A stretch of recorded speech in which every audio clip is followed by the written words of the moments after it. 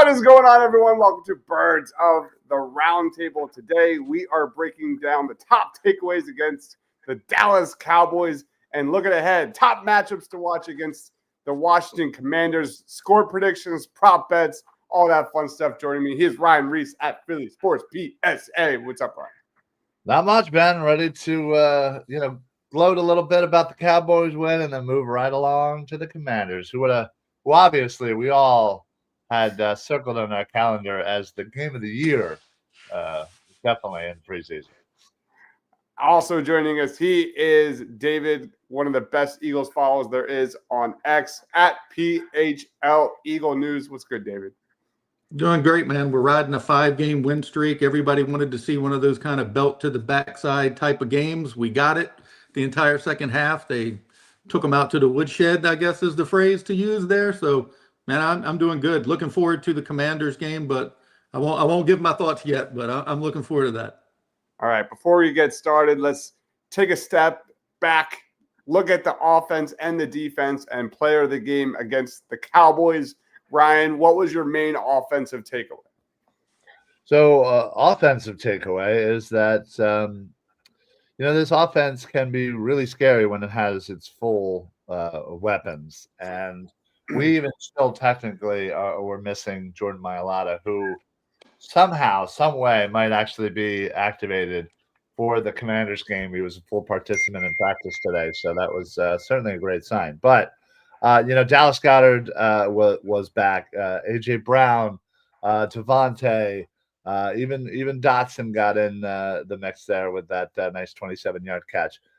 This offense is a very potent offense. I mean, we just put up 34 points. Now, again, it was kind of a wounded Dallas defense, but they had Trayvon Diggs, they had Micah Parsons, and they were certainly in Jalen Hurts' face all day. But offensively, when things are rolling, and especially in that second half, man, it was really sweet to see that that third quarter they just dominated, put the game away, and we were able to finally see a little bit of Kenny Pickett in Midnight Green there finally. So all great things. That's what you want to see, especially on the road, especially when you haven't won since 2017 in Dallas. All right. Speaking of feels like 2022, the Eagles are now second best in second half points per game at 15.3. And their last 3 games, they are tied for first in the NFL with 19.7. David, what was your offensive takeaway? I guess my biggest takeaway with the offense was that it didn't implode after having those early turnovers. Jalen had that interception in the end zone, and then they turned the ball over, I think, at their own 6. The defense bailed them out, only gave up a field goal there, and they never looked back.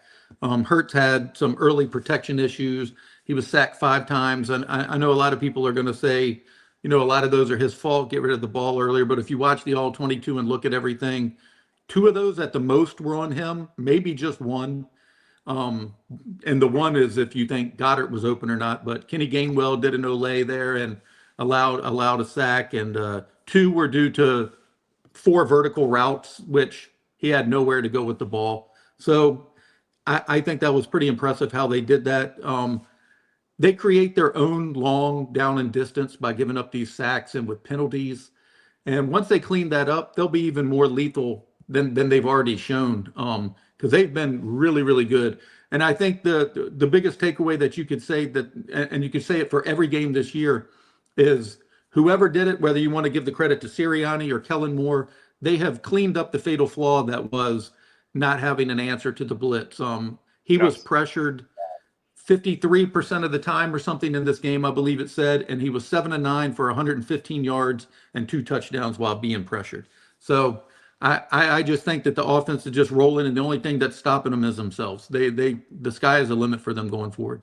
That's exactly what it is. It took them basically a quarter and a half, that final drive to end the first half. They finally started to go to the quick throws. They finally started to get this offense and Jalen Hurts into rhythm. Like you said, David, way too many long developing plays, whereas Dallas was just going right after Jalen Hurts, and to not adjust was kind of frustrating. At least during the halftime show, I remember calling them out on it, and it really just rolled over into the second, and they just took over. It wasn't 4 quarters, but the result was exactly what we expected. I thought Jalen Hurts was fine. This was like a B+ game for me. He held on the ball at times too much, but I think this guy is just under way too big of a microscope in Philadelphia. I think expectations are consistently through the roof. This was the quintessential Jalen Hurts experience, where he had a couple of decision-making blunders in this game, but you take those away. I thought he made some really amazing throws. The one throw he made under pressure to Dallas Goedert, I thought the dime he had to A.J. Brown down the field. Again, when this team is cooking on offense, nobody really gives a damn, and they never give credit to Jalen Hurts. No. And when the shit hits the fan, it's everything goes just snow piles onto Jalen Hurts. So I don't get it. His last 5 games, he's been outstanding. So again, 14 of 20, 202, 2 passing touchdowns, 2 rushing touchdowns, 115 passer rating. But if you go by the YouTube comments and things like that, it's not even like that whatsoever. It's the exact opposite, in fact. So my take is Jalen Hurts is fine. People need to pump the brakes. Any thoughts on that, guys, before we roll on the defense? No, well said. I mean, it is ridiculous. It's Philly. I get it. We expect and demand, the highest of the high. I mean, we want Jalen Hurts to make Patrick Mahomes look like, I don't know, Ryan Leaf, So, again, I understand that he's not perfect. We've never said that he was perfect. We are critical when we need to be critical. He did hold on to the ball quite a bit there. He probably could have thrown the ball away a few times, yes. But still overall, I like their game plan. I like the way he played. Like a few plays back, but ultimately, I think he is on the upward trajectory for this season, especially the way he was playing earlier in the year. So these are all things that you want to see. Is last year we were 10-1. We were a little uneasy about it, but we're like, hey, at least we're winning games.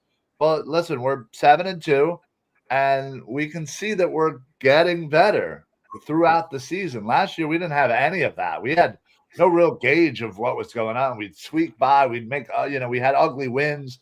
We had all that. This year, early in the season, we're still kind of figuring out the defense. We're still trying to figure out Vic Fangio's system. Now it seems like they certainly have, and it seems like the offense is rolling along too. So it's an upward trajectory as a team. That's exactly where you want to go, and it's being led by Jalen Hurts. And listen, people are going to talk crap on him. Doesn't matter what we say. People are going to call us homers, I'm sure, as Marshawn is kind of alluding to. And I don't really care. We here at the Birds of the Round Table are plenty critical when we need to be critical, but we need to be living in reality, not just in hater Philadelphia. Yep. Last 5 games, Jalen Hurts, 1,259 total yards. 12,000. Wow. I'm tired. 16 touchdowns, 72% completion percentage, a 125 passer rating. Yeah, I think another point is they go into every game with the game plan of what they think is the best way to attack the opposing defense. And when it doesn't work, like it didn't early on in this game, they switch gears and they do things on the fly, which is a big difference than last year. Last year, nothing changed. They just sunk further and further. It didn't matter. They throw 4 vertical routes in the first quarter and the fourth quarter. Nothing ever progressed. This is they go into it and people will say, why are they still doing that? Well, they never do anything without thinking it's the right thing to do. But at least they're willing to pivot now. And I think the funniest comments I see on there, you were referring to like YouTube comments, like I'll see a comment, Jalen held onto the ball for 3.6 seconds. He needs to get rid of the ball faster. 3 plays later, Jalen held onto the ball for 3.6 seconds again, but this time it's, oh, he did a great job buying time on that touchdown throw. I mean, people are looking at the same thing, and it changes whatever narrative they want it to be. And I've always found that pretty comical, but I think everything's going in the right direction. I would rather be this team at 7-2 than last year's team at 10-1 because things progress on a weekly basis. Absolutely. That's a great point. Yeah, that is a great point. And as you can see, the votes, 69% gave Jalen Hurts a B, and then 1% gave him a D. Who is that guy? I mean, No. seriously. Where was the game last week from Jalen Hurts against the Jaguars 2 weeks ago? There 2% gave him a D. It doesn't matter. It's just the point is it doesn't matter. All right, let's get to defensive takeaways. I got to let David go first. Take your flowers. Well, I don't know if I'm going to take his right away because I try to leave that for Ryan, but I'd like to start this off with Cooper Rush is terrible. And Trey Lance must be worse. Like, I don't even understand what's going on over there, but for whatever reason, because anybody who disagrees with any of our takes will say things about, oh, they weren't playing anybody. So let me get that out the way right from the start. Cooper Rush is terrible. Lance looked even worse. But Vic Fangio's defense smothered them and created 5 turnovers, which is the most they've had in a game in 2 years. It's back from October of 2022 against Jacksonville is the last time they did that. The Cowboys finished with 32 net passing yards. I mean, that's almost unfathomable. I mean, I can't even believe that's a number we're discussing. They only had 146 total yards. They only made it to the red zone twice, and they only got 3 points out of that. So they just smothered them to death. I mean, Bryce Huff had a strip sack, hardly played. And the one guy I want to give the little bit of flowers to is Jalix Hunt. I was so excited to see this guy. He was had the second most snaps amongst all edge rushers in this game. He tipped a pass that was could have been intercepted by Nakobe Dean. He made his presence known throughout the whole game. I mean, this is a very exciting class. And before we move on to the Commanders, I want to we do an offense and defense, but I want to do a rookie section just for like 1 minute. But I love Ryan, enjoy your This is my linebackers. wheelhouse. Love it. I honestly, I think we should do like a rookie segment. That would be awesome. I mean, yeah, you're Go ahead, not Ryan. you're not wrong. Listen, this defense has completely transformed from before the bye to right now, and it really goes to show you that it's partly these players buying in. It's partly Vic Fangio kind of learning how to utilize his players, and it's really the system too, because it is a very complex system, and you're getting a lot of people here that aren't used to the specifics of this system, and I think it's taken a little while for it to finally come to fruition. And you're seeing players, like rookies, as we were just kind of alluding to, Quinyon Mitchell, who looks like an absolute stud. He was shutting down everybody. And even more impressive, Cooper DeJean, who missed training camp, who missed a lot of time, missed a lot of plays, physical plays out there, who has even shorter time out there and has bought in and looked the absolute part. But the takeaway, the official takeaway outside of the amazing rookie cornerbacks is our linebackers.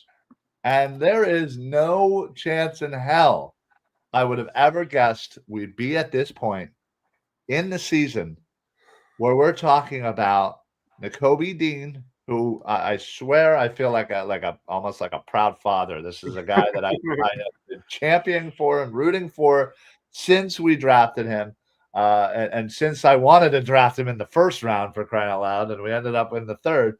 And Zach Bond. Obviously, David, you have totally called it. Although I don't know, you might not get your sack number, but he far exceeded what I thought, dude. Yeah, he is far exactly. He is far exceeded. That would be. Hold on. What'd you say? 5.5? 5.5. That would be hilarious if he didn't get that. Just I know. he's Because then you get Exactly. 2 week playing one. like an all pro, and he doesn't get the 5.5 He sacks.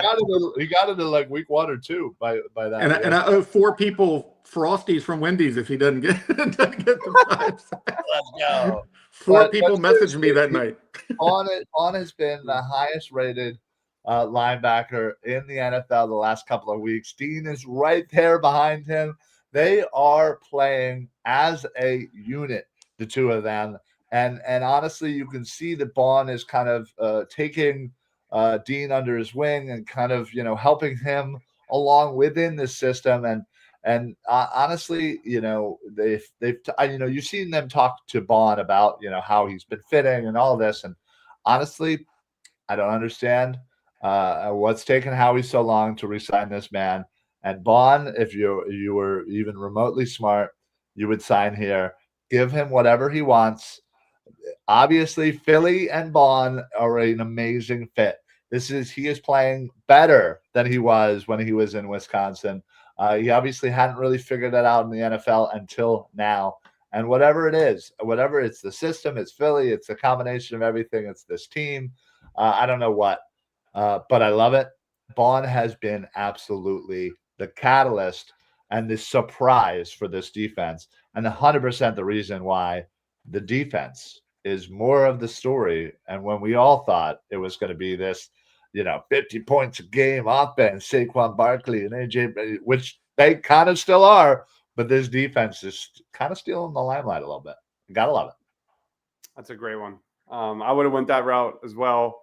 You touched on Cooper, you touched on Q. I'm going to go Jalen Carter, and is now becoming the expectation that he plays at an elite level. We talk about how great this defensive line has been. I mean, PFF had them as the number 2, I think, defensive line in the NFL, which does not pass the eye test whatsoever. But if you're going to go with that, I think on top of the list is Jalen Carter. And if you go to the All-22, I thought he was yet again a game wrecker. I think he's playing some of his best football these last few weeks. But beyond Jalen Carter, it's the Eagles are now getting turnovers. And that has been the biggest difference. We have Davey chiming in, says Bond is a good character too. Top play guy. Extend him immediately.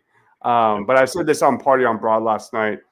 From week 4 last year to week 7 this year, that's 21 games, 1,350 snaps. The Eagles forced 12 turnovers. That's a half a turnover per game. Since then, the last 3 games, the Eagles have forced 10 turnovers, 3.5 per game, 1 turnover per 17 plays. And we all talk about how, 2022 and trying to get back to that level of defense. But this last 3-game stretch has been nothing short of outstanding. They're top in the league in turnover margin per game. They're plus 2.3 turnover margin per game these last 3 games. 2 against the Bengals, 3 against the Jags, 5 on Sunday against the Cowboys.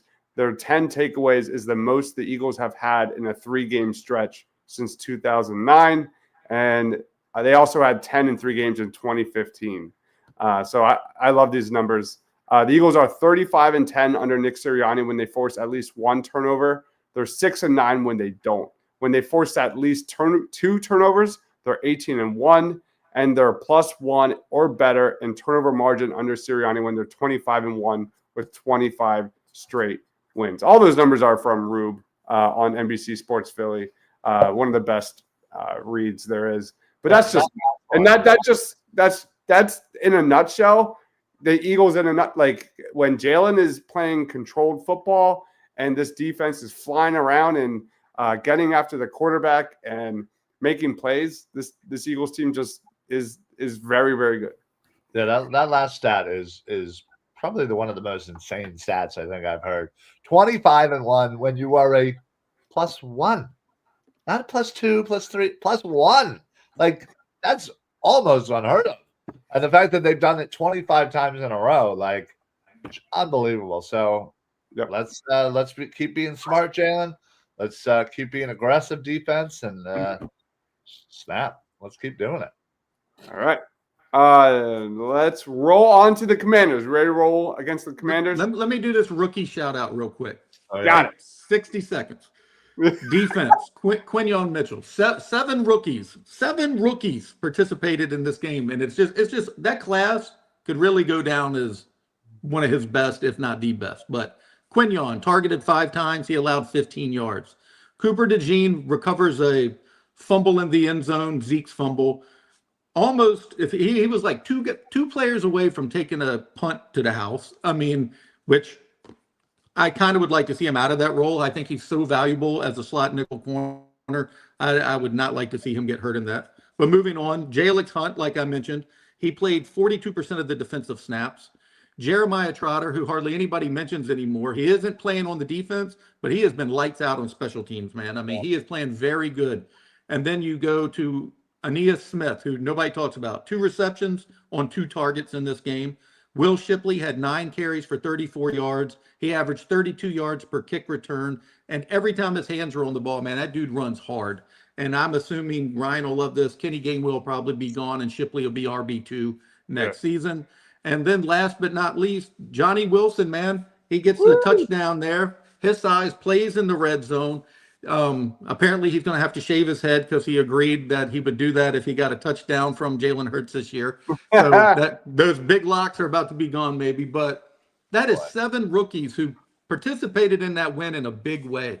And you just, how many years did we sit here talking about our rookies never play, they never get on the field? Well, man, they're getting on the field now and they're making a difference. Yeah, it's incredible. All right, Commanders. All right, like just saying it, like the Eagles rookies, especially on defense, is so exciting, man. Like there's not a lot in sports that's more exciting than watching a young defense grow together, and that's where we're seeing, man. It's truly special what the Eagles have put on the field from the last 2 drafts. It's awesome. All right, let's roll on to the Washington Commanders. We're talking top matchups to watch. I'll lead us off. Give me Terry McLaurin versus the Eagles defensive backs. McLaurin is a gamer. He led all Washington receivers with 5 receptions for 113 yards against the Pittsburgh Steelers. He's gone over 100 receiving yards 4 times this year, where he only had 5 games with over 100 receiving yards in his 5 other seasons. He's one of the best red zone threats in the league. I think he's got like 7, 8, 9 receptions in the red zone.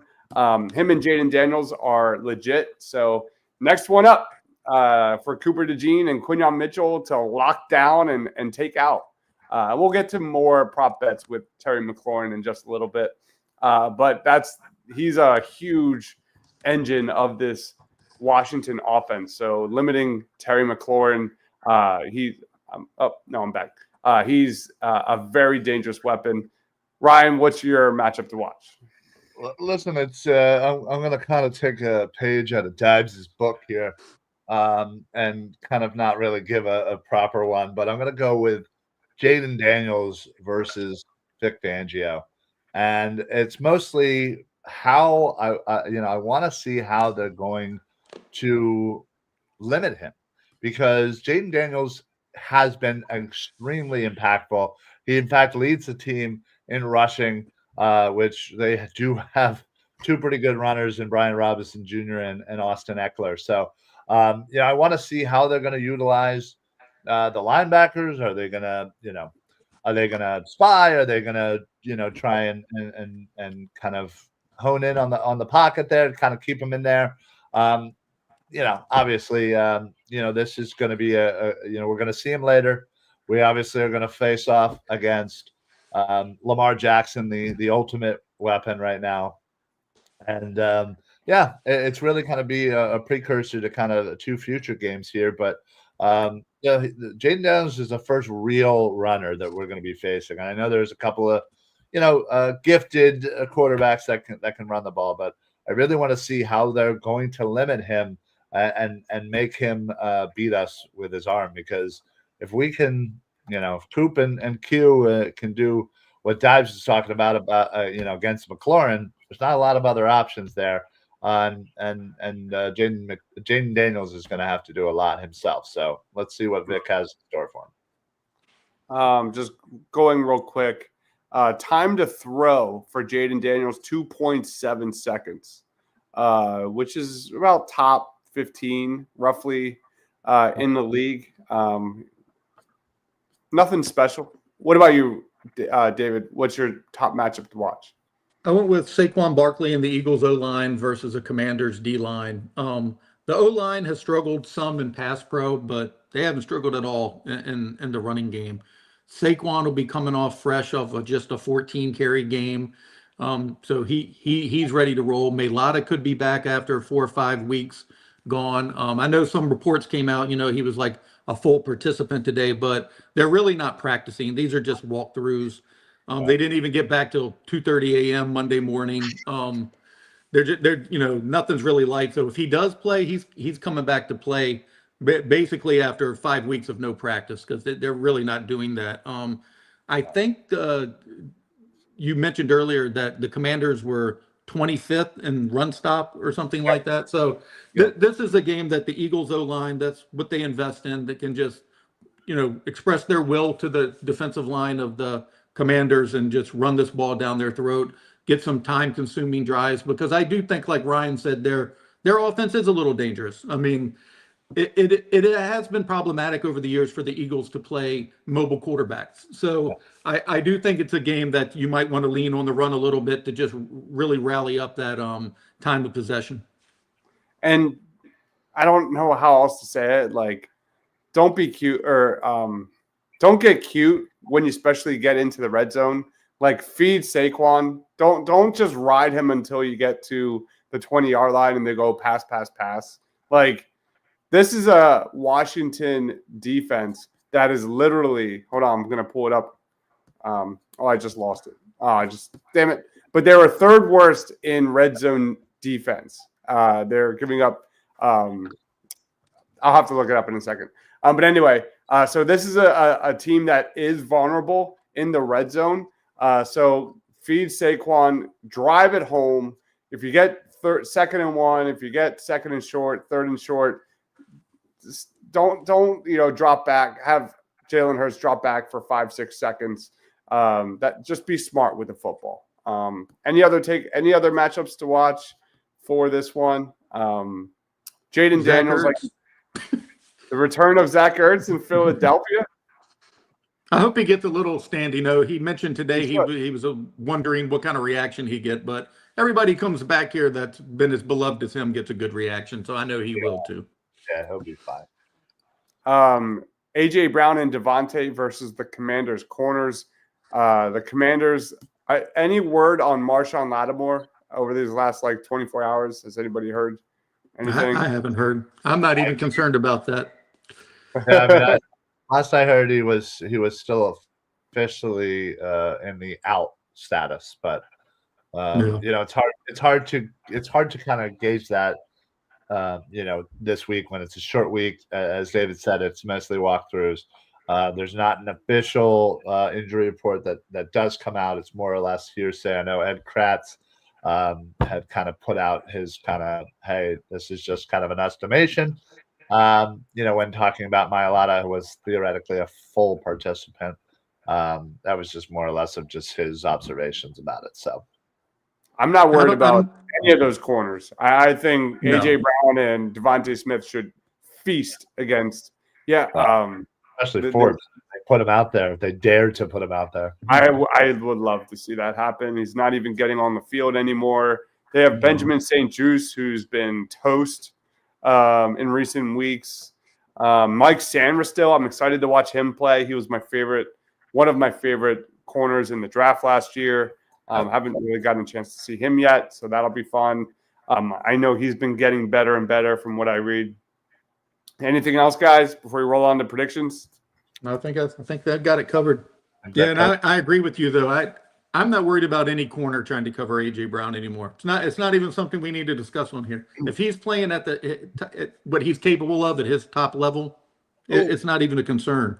Oh, yep, there's a good. All right, score predictions. Let's look back to the Dallas Cowboys scorecard. I tore it up. I had 7, giving me a lead of 45 points. Everyone else 5, 4, and 4. So let's roll on to the Washington Commanders game. Player of the game prediction, David. Where are you going? Saquon Barkley, big game from him. I love it. This was funny too because like I remember during the halftime show, like pounding the table, like more Saquon. He had half the amount of touches he did compared to 2 weeks ago. And then at the end of the day, I was like, well, they do have another football game in a few days. Right. Maybe Yeah. probably for the best. But can I pick Saquon again? Is that allowable? Yeah, that's the one category that doesn't count. So why do we? Yeah, care? right. I'm going with Saquon. I think that is an obvious choice. Yeah, what- I was gonna kind of say the same thing, but we can't. All three of us have yes, can we? But I am gonna go with Quinyon Mitchell. What? Love it. He gets his first career Love it. interception. I'm calling it right now. Big day, shutting down. Not so scary, Terry. All right. David, winning team and score and over under 49.5. I'm going to go under 49.5. I think the Eagles win, and I don't think it'll be particularly close. I'm going Eagles 31, Commanders 13. Ooh. 44. All right. What about you, Ryan? I'm going to go Birds. I'm going over. I'm going 31-21.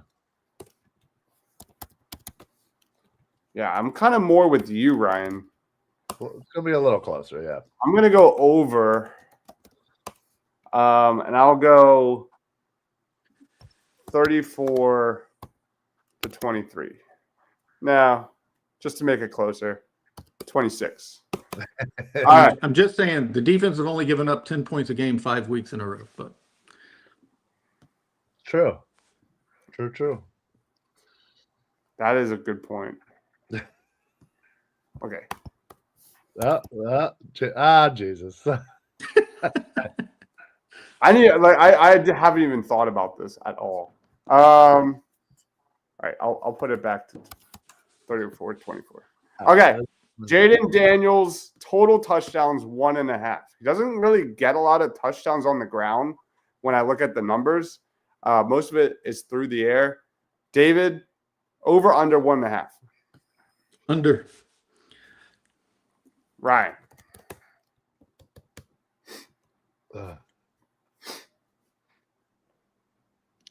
I'm going to say over.